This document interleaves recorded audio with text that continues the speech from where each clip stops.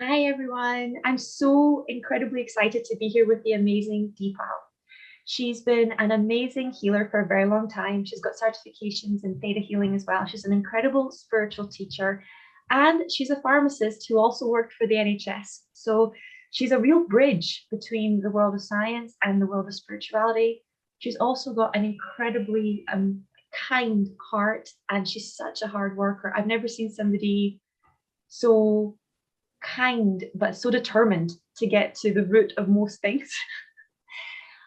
She's a force of nature. I could not be more proud to have worked with her over the last 6 months. Without further ado, I'm going to introduce Deepa and let her tell you a little bit about herself. Okay, thank you so much for having me here, Sky. I'm so excited to have gone through this journey around the medical intuitive course. I absolutely loved every part of it. There were points where I was able to actually look deeper into myself and see what triggered me and challenged me, but it was a phenomenal 6 months for me. I came into this journey looking at my life purpose and my energy, and I just felt this was the right thing for me at the time when I joined. And the best things that I love about being a medical intuitive is being able to support, help, and take people from one part of their journey to another to help them develop into the best versions of themselves. So this is why I'm on this journey at present. So, my love, you said that due to one of your family members being in crisis, you created an incredible program to help and serve your community. Do you want to tell us a little bit about that? Yes. So a couple of weeks before I was completing this program, one of my family members contacted me asking for some assistance and guidance and help around certain challenges that were being faced in the family dynamic, especially amongst the Asian culture. There are lots of different dynamics that work in family setups and the way roles are defined for certain groups of people. And whilst I was working to set up a program for my family member, I realized that there was more to this than just what the discussions were about. And one fine evening, I sat down and wrote down all the things that were important, and I channeled a program which is called the Stepping into Your Power. It's a 6-week program, and as part of this 6-week program, the clients would get an opportunity to do 3 MOM sessions, which are the miracle over medicine technique. I would have one belief work session, one session on manifesting activity, and a couple of journaling activity sessions. So this is what I've channeled. And after starting the pilot 2 weeks later, I was contacted by another friend who needed some assistance with post-COVID symptoms, and asked me to give some energy healing. And when we talked through it, it came to light that this friend of mine would also be eligible for this Stepping into the Power program. So I introduced it to this friend of mine, and the results were phenomenal. And I had channeled it for mainly for females, but I had attracted a male client into this program. So it was really interesting to see, and it's amazing to see how energy work is so powerful, because you may have intended it for one group of people, and it's come to benefit others. And I've seen lots of changes during the pilot, and I've learned so much about how powerful this program is. Wow. So, okay, tell me what your biggest breakthrough with the MOM technique was. Okay, so my biggest breakthrough was last year in December. I was struggling with PMS, and I was having lots of painful PMS symptoms before my period and after my period, and having lots of symptoms like bloating, headache, lightheadedness. I was having a few episodes where I thought I might faint. And I did a meditation on female body systems and male body systems. And after I finished the male body systems meditation, which is part of this program on the medical intuitive course, my on my next round in January, when I had my period, I had released the trauma around having menstruation. So all the symptoms that I was having reduced by more than 50%, and I did not need to take any painkillers in January. And this is when I realized the power of this technique, where I was able to work on my reproductive system and reduce pain, reduce trauma, reduce any attachments to situations that would cause more pain. And so that was phenomenal for me to be able to be pain-free at the end of every month, because living through this trauma every month takes a lot of out of you emotionally, and stops you from doing many things, you know, when you're in so much pain. So that was the biggest breakthrough for me. Wow. And together with that, the other breakthroughs I had was around understanding my traumas through the trauma tree, and also understanding places where I rejected my body.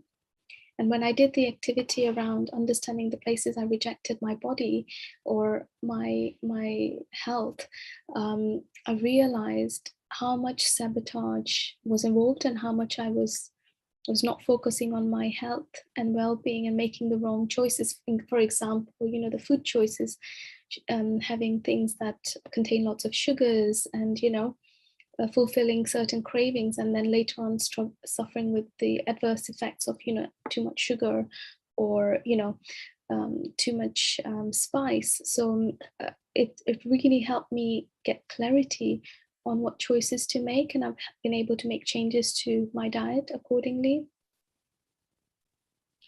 Okay, so you were able to completely get rid of pain that had been crippling you for a very long time. Yes. And you were able to shift diet, which most people really struggle to do. How did your family respond to that? Because like so many clients go, I can't, like even my best friend is like, what did you do to me? I don't want my gin anymore. So how did they respond to the shifts you were making diet wise? It was easy because I guess it's me accepting myself for who I am and accepting my choices. And when I did that shift emotionally and subconsciously, that I accept myself for who I am and I accept the choices I'm making, it was just as a natural discussion with them. It didn't have a big impact, but the work up to that point when I made the shift was when there were a lot of questions and why I'd have to change diet, and, you know, why is it important, and it's nutrition, and, you know, certain foods that I was eating, it's good for you. Those are the belief systems that set with certain food systems, that, oh, it's always helped, you always eat at this time and with this type of food. So I guess for me the most important thing was around me accepting myself. And when I did the inner work around accepting my choices and accepting myself and allowing myself to be able to make those choices, that's where the shift happened. Wow. Wow. Okay, it's such a deep thing. I'm just going to sit with the energy of that, because so many women are in the exact same position. I definitely was for a long time. There's so much about like beliefs around self-healing being impossible. What has shifted for you around that, like to really believe that and trust your body that it can do what it needs to get better? It's a very big question. I guess the most important thing that shifted is the trust and knowing that it's possible, because I've seen lots of miracles over the last 6 months. And as soon as I've started doing work on myself around my health and well-being, I've noticed things change within my family. So my sisters have started doing walking for the last 4 months every evening. My mom has started yoga in the evenings once a day, which she used to do before but had stopped. She's got back into it. I've seen changes in you know, other family members, you know, taking on other exercise classes or making different health choices. So it's this has been the biggest change that I've seen, is that when I've started making changes around me, the people around me have started aligning themselves to what makes them the best version of themselves. Wow. And that's like what we call the field, the field in consciousness. Okay, so as you made changes in you noticed members of your family, etc., changing. And this is something I think so many of my clients find so hard, because some of them are only doing their work to try and make family members change. So what would you say to the people that are doing it that way? So for the people who are doing it that way, I think I started off in the healing journey thinking that if I did a course or did some healing, then I could help others. But when I got deeper and deeper into it, more recently, I've realized that if you bring the focus back to yourself, and make those changes energetically yourself, that will transform lives of people around you, regardless of how close or how far they are from you. As long as you're connected to them somehow, that change will happen to them, and it will be beautiful just to accept that change happen and believe that it is possible. So it I think the focus should be yourself, making yourself the best version of yourself and transforming your life from where you were and where you want to be. Because as soon as you start doing your own inner work around your own emotions, releasing your traumas, releasing your fears, facing your fears, having the courage to step into your power, setting your boundaries, and you will see people start set their boundaries around them. More recently for me in the last 6 to 8 weeks, because I've been setting a lot of boundaries and stepping into my power and standing my ground on certain things, I've noticed family members start to set their boundaries. Yeah. And it's quite impressive to see it's that how they've been able to set their boundaries. So it's a form of self-love, being able to please yourself first before pleasing others.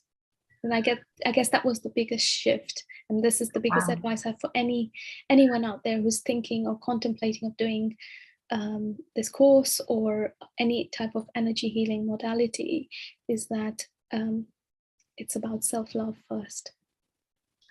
Okay, so like what you're saying, I completely not just resonate with, but like bless 1,000 times. It's so true that when you can accept yourself and stop trying to control others, they can stop controlling you. And it's so hard to do that. It's so hard to do that because you're shifting from like fake control to real control. Real control is loving yourself. Real control is trusting yourself and putting yourself first and loving who you are. And fake control is the trying to make people be who you think they should be. Yes. Yeah. Right. And then when you don't respect others' boundaries, of course they're not going to respect yours. So that's a massive, massive gift that you've just given to the audience. My love, what would you say to those who are like you, a bridge between one world and the other? You've got a foot in both worlds, and part of your gift, because you've got such an incredible light, you've got such an incredible light, not just on a scientific level and as a healer, but you're just so able to follow your divine guidance and open up. Like I said, I created this course for women, and then a man came. So, okay, I'll adapt, right? You just let the universe show you, and you grow and you expand into that space. So, what would you say to people who come from both worlds and are thinking about becoming a medical intuitive and are wondering if there's going to be conflict between the science and the other modalities? And like, what's your voice on this? It's very interesting you asked this question, because when I first started on this journey, I had the same inner battles and inner questions. But as I did more work on myself, I realized that the scientific world and the energy world is not different, and they don't compete with each other. each one has its own strengths and its own gifts to give, and each one has its own ways. But you will be surprised to learn that in the scientific world, there are many spiritualists, whether they know it or not. Some of their ways, some of the way they conduct their activities, some of the ways that they've done research, and their steps that they follow, and the mindfulness with which they go about conducting the research is a very spiritual way. So, for example, I've seen scientists conduct systematic reviews and collaborate with other collaborators and just observe them. And now, with a different filter, after having done medical intuitive, I've looked back and realized that actually that was a spiritual scientist who was mindful and considered and was following their gut instinct. So you could flip it both ways. Everyone in this world has gut instinct. It's just that as an energy healer or as a medical intuitive, you would have more explanations of why certain things happen in a certain way, whereas somebody who wouldn't be in tune with that may just know that something's not right and may just have a gut instinct. So everyone has a gut instinct in this world. Certain people know more about that instinct, and I guess for me the message would be that at the end everything connects and everything flows. Nothing is separate, and at some level we're all connected somehow. Some might specialize in energy work, some might specialize in healthcare professionals, some might specialize in other alternative therapies, but we're all connected in some way or form or the other. For example, the martial art practitioners who practice martial arts have mindfulness. They have healing abilities just through their postures. They are able to heal themselves through regular practice. So you might call it martial arts, but there is a form of healing in martial arts, and there is a form of energy movement through that.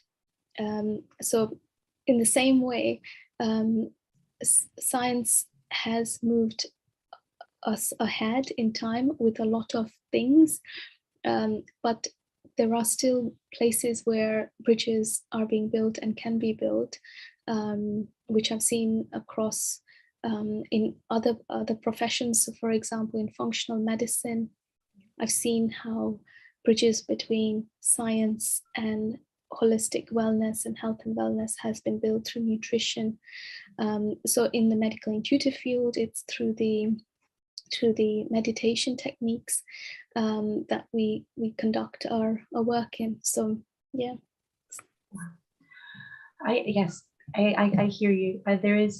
It's interesting, especially in religion and spirituality, we pretend to have all the answers, when really it's all a wonder of creator and we're figuring it out. And in science, so many people are so much in the wonder, so much in the curiosity, and they're connected in a different way. That's such a beautiful message. Is there anything else that you want to say, my love, to your people, to those who are, feeling you and want to work with you?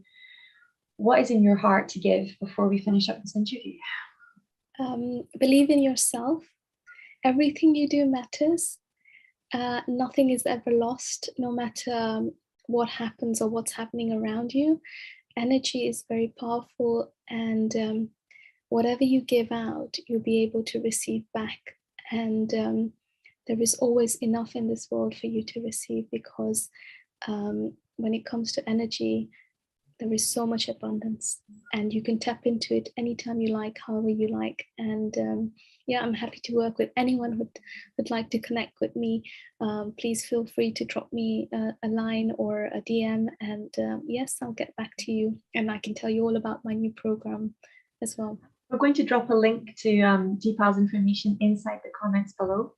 It's been an absolute pleasure to spend the last 6 months with you, and I could not be I could not be more proud or more honoured to have had you decide to take this journey with me. Thank you so much, Deepal. Thank you so much, Sky. You're a very inspiring teacher, and I'm very humbled by this opportunity that you've given me to learn for this program. So thank you so much for developing this and giving this gift to the world. I love you. Thank you. Bye.